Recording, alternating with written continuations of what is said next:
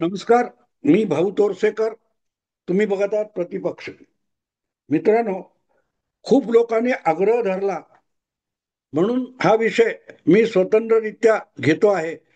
यापूर्वी त्या विषयावर म्हणजे निवडणुकीत रणनीतिकार, निवडणुकीची रणनीती याचा ज्याने गेल्या 10-12 वर्षात धंदा बनवला किंवा एक राजकीय निवडणुकांमध्ये एक नवं दालन उघडलं, तो बिहारचा भूमिपुत्र प्रशांत किशोर याच्या पक्षाचा बिहार विधानसभा निवडणुकीमध्ये जो हास्यास्पद आणि दारुण पराभव झालाय त्याविषयी मी भाष्य करावं असा खूप लोकांचा आग्रह आहे. आणि म्हणूनच मी हा विषय करतोय. आणि शीर्षक बघितलं तर माझ्या डोक्यात काय आहे हे तुम्हाला एका मिनिटात लक्षात येईल की चाणक्य कितीही प्रयत्न केला तरी तो चंद्रगुप्त होत नाही. योगायोग असा आहे, चाणक्य असो किंवा चंद्रगुप्त असो, ही दोन्ही नावं बिहारशी निगडीत आहेत. मी काल परवा एका हिंदी निकालानंतर एका हिंदी पॉडकास्टमध्ये आमच्या मित्राच्या हे बोलून सुद्धा गेलो की आपण बिहारी आहोत याचा अभिमान जोर जोरात बोलून दाखवणारा प्रशांत किशोर, ज्याने जे नाव कमावलं होतं ते बिहारमध्येच मातीमोल करून टाकलं. कारण त्याला बिहार किती समजलंय असा मला पडलेला प्रश्न आहे. आणि तो प्रश्न पडण्याचं कारण असं आहे की बिहार म्हणजे पाटलीपुत्र, आजही बिहारची राजधानी ही पाटणा आहे. आणि पाटणा ही फार हजारो वर्षापूर्वीची, शेकडो वर्षापूर्वीची या देशातली एक अशी महत्वाची नगरी आहे जिचं नाव 1200-1500 वर्ष जुन्या इतिहासामध्ये सापडतं. पाटणा म्हणजे पाटलीपुत्र. आणि पाटलीपुत्र ही अगदी शाळकरी वयामध्ये जवळजवळ 70 वर्षापूर्वी ऐकलेली वाचलेली कहाणी आहे. धनानंद नावाचा एक उन्मत्त अहंकारी राजा पाटलीपुत्र मध्ये होता आणि त्याने चाणक्य नावाच्या विद्वानाचा अपमान केला. तेव्हा त्या धनानंदाची मस्ती उतरवण्यासाठी या पुढे आपण काम करू आणि म्हणून सगळं काम धंदा सोडून चाणक्य नावाचा तो विद्वान ब्राह्मण आर्य चाणक्य, ज्याची सगळी आजही बोलबाला जगभर आहे, आर्य चाणक्य. आणि त्याने जी विचारधारा मांडलेली आहे किंवा एक थिअरी तयार केलेली आहे त्याला चाणक्य नीती म्हणून ओळखतात. त्या चाणक्याची गोष्ट काय की त्याने धनानंदाच्या दरबारामध्ये सांगितलं, या अपमानाचा आणि बदला घेण्यासाठी तुझा अहंकार मी उतरवल्याशिवाय राहणार नाही असा चंग बांधून चाणक्य धनानंदाच्या दरबारातून बाहेर पडतो आणि धनानंदाला जमीनदोस्त करायला आणि त्याचं अन्याय्य राज्य उद्ध्वस्त करायला तो एक नवा तरुण तयार करतो. योगायोग आहे की नाही मित्रांनो? योगायोग एवढ्यासाठी आहे की आपण महान बुद्धिमान आहोत, कुशाग्र बुद्धीचे आहोत. आणि प्रस्थापित राजकीय पक्ष, राज्यकर्ते, नेते, त्यांचे पक्ष, त्यांची व्यवस्था ही उद्ध्वस्त करण्याची क्षमता आपल्या बुद्धीमध्ये आहे याचा गर्व प्रशांत किशोरला चढला होता. बुद्धी आणि विद्वत्तेसमोर राजसत्ता झुकली पाहिजे, पण बुद्धी आणि विद्वत्ता ही सुद्धा प्रामाणिक असली पाहिजे हे विसरू नका. एखादा माणूस खूप बुद्धिमान आहे, विद्वान आहे, अभ्यासू आहे, पण तो अभ्यासू असूनही जर तो व्यवहारामध्ये बदमाशी करणार असेल तर त्याची विद्वत्ता एका मिनिटात मातीमोल होऊन जाते, जमीनदोस्त होऊन जाते. याचा प्रशांत किशोरला बहुधा विसर पडला. लक्षात घ्या, योगायोग साम्य बघा. त्याच पाटलीपुत्रच्या राजधानीमध्ये दरबारामध्ये चाणक्य धनानंदाने अपमान केला, विद्वत्तेचा अपमान केला म्हणून खवळलेला होता. आणि त्याने ती अहंकारी सत्ता जमीनदोस्त करण्यासाठी आपल्या डोक्याला जी शेंडीची गाठ मारलेली होती ती गाठ सोडली आणि धनानंदाला सांगितलं, ज्या दिवशी तुझं सिंहासन जमीनदोस्त करीन, तुझी सत्ता जमीनदोस्त करीन, त्या दिवशी परत शेंडीला गाठ मारीन, तोपर्यंत शेंडीला गाठ मारणार नाही. आणि चाणक्य तिथून बाहेर पडला आणि धनानंदाला त्याच्या सगळ्या श्रीमंती आणि सत्ता आणि ताकद यामध्ये जमीनदोस्त करू शकणारा एक प्रतिस्पर्धी राजा, पराक्रमी वीर निर्माण करण्यासाठी अहोरात्र कष्ट घेतले. त्या माणसाचं नाव आर्य चाणक्य आहे. योगायोग असा की गेल्या 12 वर्षामध्ये भारतात, आधुनिक भारतामध्ये, 21व्या शतकातल्या भारतामध्ये राजसत्ता जिथून येते त्या निवडणुका आणि त्या निवडणुकांचं रणांगण, त्यातली रणनीती, त्यातले डावपेच, त्यातली व्यूहरचना ही करण्यातूनच नावारूपाला आलेला प्रशांत किशोर नावाचा बिहारचा एक भूमिपुत्र, योगायोगाने तोही ब्राह्मण आहे, विद्वान आहे, हुशार आहे, कुशाग्र बुद्धीचा आहे. म्हणून एखादा अपवाद सोडला तर त्याने देशाच्या कानाकोपऱ्यातल्या अनेक राज्यामध्ये वेगवेगळ्या राजकीय पक्षांना, त्यांनी त्यांच्या नेत्यांना निवडणुकीचं मैदान मारून देण्यासाठी, विजयी करण्यासाठी डावपेच आखून दिले, रणनीती आखून दिली, व्यूहरचना आखून दिली. पण जेव्हा राजकारण आणि सत्ताकारण हा आपला प्रांत नाही, ही लक्ष्मण रेषा विद्वान विद्वान माणसाने पाळायची असते, ती लक्ष्मण रेषा ओलांडायची नसते, याचं भान प्रशांत किशोरला उरलं नाही. 2014 मध्ये नरेंद्र मोदी यांना जो दणदणीत विजय मिळाला आणि 8 निवडणुकांनंतर एकपक्षीय बहुमताचे निकाल त्या निवडणुकीमध्ये आले, 7 लोकसभा निवडणुकीनंतर, तिथून प्रशांत किशोरचा गाजाबाजा सुरू झाला. प्रशांत किशोरने त्यानंतर वेगवेगळ्या, ममता दिदी असेल, केजरीवाल असेल, तुमचा नितीश कुमार असेल, लालू प्रसाद असेल, स्टालिन असेल, जगनमोहन रेड्डी असेल, अशा अनेक वेगवेगळ्या पक्षांना आणि नेत्यांना आणि मदत केली आणि निवडणुका जिंकून दाखवल्या. असा प्रशांत किशोर हा शेवटी सत्ता लालसेने गडबडला. आपण जर कोणाला सत्तेवर बसवू शकतो तर आपणच सत्ताधीश व्हायचं का नाही, असा प्रश्न त्याला पडला आणि तोच सत्ता काबीज करायला निघाला, जे चाणक्याने कधी केलं नाही. चंद्रगुप्ताला तयार केलं, धनानंदाची मस्ती उतरवली, त्याचं राज्य आणि सत्ता जमीनदोस्त केली. तिथे चाणक्याचा पण पूर्ण झाला होता, तिथून चाणक्य बाजूला झाला. धनानंदाला त्याच्या मदोन्मत्त सत्तेला जमीनदोस्त करणं हीच त्याची मर्यादा होती. आणि म्हणून राजाशी 2 हात करायला चाणक्य बाहेर पडला होता. योगायोग असा की त्या सत्तेमध्ये, धनानंदाच्या सत्तेमध्ये चाणक्यला हिस्सा नको होता. विद्वानांची, बुद्धीची आणि चांगल्या गोष्टीची कदर होत नाही, एवढाच धनानंदावरचा आक्षेप होता चाणक्याचा.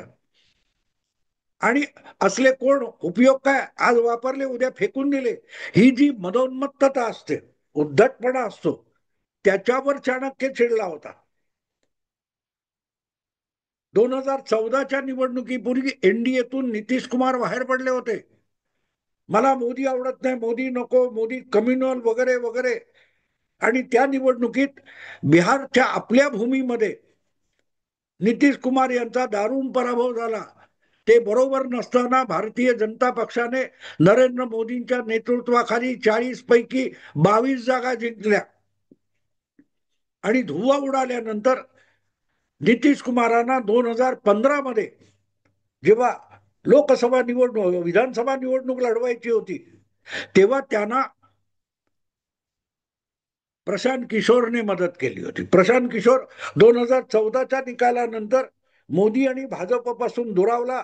त्याने 2015च्या पूर्वार्धामध्ये केजरीवालला दिल्ली जिंकायला मदत केली आणि प्रचंड अफाट यश मिळालं, 70 मध्ये 67 जागा.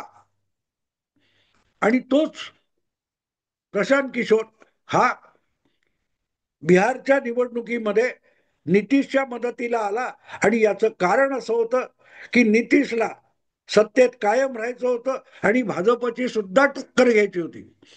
पण चाणक्याने चाणक्य जसा मागे होता, चंद्रगुप्त त्याने पुढे केला, तसा बिहारच्या भाजपला धडा शिकवण्यासाठी नितीश कुमारला प्रशांत किशोरने मदत केली. पण प्रशांत किशोरचा एक एक शब्द नितीश कुमारने शिरसावन्य मांडला होता.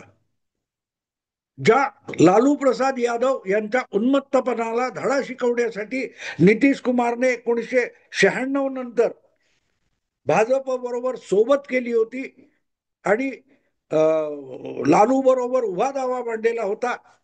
नितीश कुमारनी सांगितल्यानंतर त्याच लालू प्रसाद बरोबर नितीश कुमारनी हातमिळवणी केली. एवढंच नाही, आपले विधानसभेत 112 आमदार असताना 10 जागा कमी घेऊन लालूंना 23-24च्या जागी 100 जागा देऊन नितीश कुमारनी एक एक शब्द पाळला. जितेंद्र माझीला मुख्यमंत्री पदावरून हटवून निश्चित परत एकदा प्रशांत किशोरच्या इच्छेसाठी मुख्यमंत्री झाले. हे सगळं मी एवढ्यासाठी समजवतोय की तेव्हा सुद्धा प्रशांत किशोरला भाजपला सरळ करायचं होतं. त्यासाठी त्यांनी नितीशला हाताशी धरलं आणि नंतरच्या काळात प्रशांत किशोर हा नितीशच्या पक्षामध्ये सहभागी झाला. नितीशनी प्रशांत किशोरला खुश करण्यासाठी त्याला आपल्या पक्षातच घेतलं नाही, तर त्याच्यासाठी पक्षामध्ये एक स्वतंत्र पद निर्माण केलं. नितीश कुमार पक्षाध्यक्ष आणि पक्षाचा उपाध्यक्ष अशी नेमणूक प्रशांत किशोरची करण्यात आली. पण प्रशांत किशोर ज्या प्रकारे पक्षामध्ये ढवळाढवळ करायला लागला ते मात्र नितीशला शक्य नव्हतं. म्हणून लवकरच 2017 मध्ये त्या दोघांमध्ये जो बेबनाव निर्माण झाला, तेव्हा प्रशांत किशोरने नितीश कुमारला संपवण्याचा चंग बांधला आणि जनता दल युनायटेडच्या पदाचा आणि सदस्यत्वाचा राजीनामा दिला. तेव्हापासून प्रशांत किशोर जंग पछाडतोय नितीशला संपवायला. पण इथे एक विसरला प्रशांत किशोर की आपण चाणक्य आहोत, आपण चंद्रगुप्त नाही. आपण चंद्रगुप्त निर्माण करायचा असतो, आपणच चाणक्य होत नाही, आपणच चंद्रगुप्त होत नाही. चाणक्याने चंद्रगुप्त व्हायचं नसतं, चंद्रगुप्त निर्माण करायचे असतात. चाणक्य नीती किंवा तो सगळा इतिहास अभ्यासला तर एक गोष्ट लक्षात येते की चाणक्य हा व्यूहरचना करून देतो, पण तो लढवय्या होत नाही, तो राजा होत नाही, तो राज्य जिंकत नाही. पण जे राज्य असतं, सत्ता असते, त्याच्यावर काय म्हणतात लगाम लावणं, त्याला वेसण घालणं, हे काम चाणक्याने करायचं असतं. मला असं वाटतं की प्रशांत किशोर ती लक्ष्मण रेषा विसरला आणि त्याचे परिणाम आता काल परवाच्या विधानसभा निवडणुकीच्या निकालातून समोर आलेले. गेली 3 वर्ष प्रशांत किशोर हा इतर सगळ्या अनेक पक्षांना मदत करून आला होता. त्याने ठरवलं की बिहारला एक नवा चेहरा द्यायचा, राजकारणाचा एक नवा चेहरा द्यायचा, एक नवी दिशा द्यायची. पण हे सगळं करताना जनमानसावर हे आधारित असतं. निवडणुकीची लढाई ही जनमानसाच्या रणांगणावर लढावी लागते आणि म्हणून जनमानस आपल्याकडे वळवणं हे माध्यमातून जाहिराती करून वगैरे रणनीती आखून शक्य नाही. तिथे मैदानात उतरून लढावं लागतं. हे प्रशांत किशोर विसरला होता. तो स्वतः चंद्रगुप्त व्हायला गेला आणि त्यासाठी त्याने जनसुराज्य पार्टी नावाचा एक पक्ष निर्माण केला आणि 3 वर्ष त्याने, मला वाटतं अर्धा तरी बिहार पिंजून काढला. मीडियाला मुलाखती दिल्या, प्रसिद्धी झोतामध्ये राहिला. पण शेवटी जेव्हा निवडणूक दाराशी आली तेव्हा लोकसभेची निवडणूक वर्षभरापूर्वी त्यांनी लढवली नाही. विधानसभेसाठी आपण करतोय असं म्हणत अंग काढून घेतलं. आणि आता जेव्हा विधानसभा निवडणूक आली तेव्हा सुद्धा प्रशांत किशोर कमीत कमी 2 जागी लढणार अशी चर्चा होती. पण प्रशांत किशोर एकाही जागी लढला नाही. आपल्याला इतर उमेदवार लढवायचे, राजकारणातली चारित्र्य संपन्न माणसं निर्माण करायचे, असं बोलत बोलत प्रशांत किशोरने निवडणुकीतून अंग काढून घेतलं होतं. ती सगळ्यात पहिली चाहूल होती की प्रशांत किशोरला हळूहळू वास्तवाचं भान येते. आपण चाणक्य आहोत, आपण चंद्रगुप्त निर्माण करू शकतो, जे मुळातच राजकारणात किंवा रणांगणात असतात, लढवय्ये असतात, राज्य कारभार करतात, त्यांना मदत करू शकतो, पण आपण राजा होऊ शकत नाही याचं भान यायला प्रशांत किशोरला उशीर झाला होता. आणि त्यामुळे जसजशी निवडणूक जवळ आली तेव्हा त्या रिंगणात उतरणं त्याला भाग पडलं. आणि मग उतरल्यानंतर आजच्या जमान्यामध्ये मीडिया तुमच्या मागे हात धुवून लागत असतो. तुम्ही हात वर केला तर हात वर का केलात, डोकं खाजवलं तर का खाजवलं, तुमच्या डोक्यात केसाचा भांग का पाडलेला नाही, असे कुठलेही प्रश्न विचारून मीडिया, पत्रकार तुम्हाला भंडावून सोडतात. त्यामुळे तिथे त्या भडीमारासमोर उभं राहायचं तर तुम्हाला चंद्रगुप्त व्हावं लागतं. फक्त निवडणुकीत उमेदवार उभं करणं, त्यांना लढवणं एवढ्यापुरती ही लढाई नाहीये. पण त्याचं भान गेलेलं होतं. आणि मग व्यक्तिगत प्रतिष्ठेचा, व्यक्तिगत अहंकाराचा, अवमान्यतेचा विषय होता. म्हणून आपल्याला किती जागा मिळणार यापेक्षा नितीशला 25 जागा सुद्धा मिळणार नाहीत, नितीशच्या पक्षाला 25 जागा सुद्धा मिळणार नाही, नितीशची कारकीर्द संपली, नितीश परत मुख्यमंत्री होणार नाही, असं व्यक्तिगत सूड भावनेने पछाडल्यासारखी भाषा प्रशांत किशोर वापरत होता. आपण चंद्रगुप्त होऊ शकत नाही हे सत्य स्वीकारण्याची हिंमत आणि क्षमता, प्रामाणिकपणा हा प्रशांत किशोरकडे नव्हता. आणि म्हणून आपण चंद्रगुप्त झालोय हा आभास त्याने निर्माण केला. चाणक्य सुद्धा चंद्रगुप्त होऊ शकतो या भ्रमात तो पुढे पुढे इतका सरकत गेला होता की जेव्हा निवडणुका दारात येऊन उभा राहायला समोर आल्या तेव्हा माघारी फिरणं अशक्य झालं. आणि चाणक्याला चंद्रगुप्ताच्या अवतारात वावरावं लागलं. कल्पना करा मित्रांनो, शेकडो वर्षापूर्वी जेव्हाही चंद्रगुप्त चाणक्य या घटनाक्रम घडलेला होता, धनानंद वगैरे पाटलीपुत्रमध्ये, पाटण्यामध्ये, बिहारमध्ये, त्यावेळेला चंद्रगुप्त निर्माण करण्यापेक्षा धनानंदाला हरवणारा एक पराक्रमी वीर घडवण्यासाठी आपली सगळी आयुष्याची आणि बुद्धिमत्ता, विद्वत्ता पणाला लावणारा चाणक्य याने जर स्वतःच हत्यार हाती घेऊन धनानंदाशी टक्कर घेण्याचा विचार केला असता आणि काही हालचाली केल्या असत्या तर चाणक्याचं काय झालं असतं, चाणक्य लोकांना कळला तरी असता का? चंद्रगुप्ताला घडवून त्याच्याकडून आपल्या अपेक्षेनुसार धनानंदाला संपवण्याचा जो काय घटनाक्रम चाणक्यने घडवून आणला, तो घडवण्यापेक्षा किंवा चंद्रगुप्त घडवण्यापेक्षा चाणक्य स्वतःच राजा आणि योद्धा व्हायला गेला असता तर हा इतिहास कुठच्या कुठे बदलून गेला असता याचा विचार करा. मग तुम्हाला प्रशांत किशोरची कुठली चूक झाली हे कळू शकेल. प्रशांत किशोर हा राजा व्हायला निघाला होता. आपल्या इच्छेनुसार सरकार चालवायचं, आपल्या आयडियानुसार चालवायचं, तर ते चालवणारा निर्माण करायचा असतो याचा प्रशांत किशोरला विसर पडला. चंद्रगुप्त, चाणक्य आणि धनानंदाच्या जमिनीवर परत एकदा तोच इतिहास घडला. फक्त इथे चाणक्याला भान राहिलं नाही की आपण चाणक्य आहोत, आपण चंद्रगुप्त होऊ शकत नाही, किंबहुना चंद्रगुप्त होण्याचा आपण विचार सुद्धा करायचा नसतो, प्रयत्न तर त्याहून करायचा नसतो, याचं भान सुटलं. आणि चाणक्याचा 21व्या शतकात पराभव झाला. मी तुलना करतोय, अर्थात चाणक्याची जी प्रचंड बुद्धिमत्ता, विद्वत्ता होती त्याच्या पासंगाला प्रशांत किशोर पुरणार नाही मला मान्य आहे. पण आपल्याला साम्य साधर्म्य शोधण्याची हौस सगळ्यांना असते, मलाही आहे. त्यामुळे चाणक्याच्या तुलनेत इतका मोठा प्रकांड पंडित बुद्धिमान प्रशांत किशोर नसेल, पण त्या इतिहासाची पुनरावृत्ती बिहारमध्ये छोट्या प्रमाणावर होत असताना चाणक्य, आधुनिक चाणक्य, 21व्या शतकातला चाणक्य अतिशय हास्यास्पद रीतीने, केविलवाण्या रीतीने पराभूत झाला, ही सुद्धा वस्तुस्थिती आहे. प्रशांत किशोर चाणक्य एवढा मोठा नसेल, पण एवढी मोठी बुद्धिमत्ता आहे की निदान चाणक्य समजण्याची क्षमता त्याच्याकडे होती.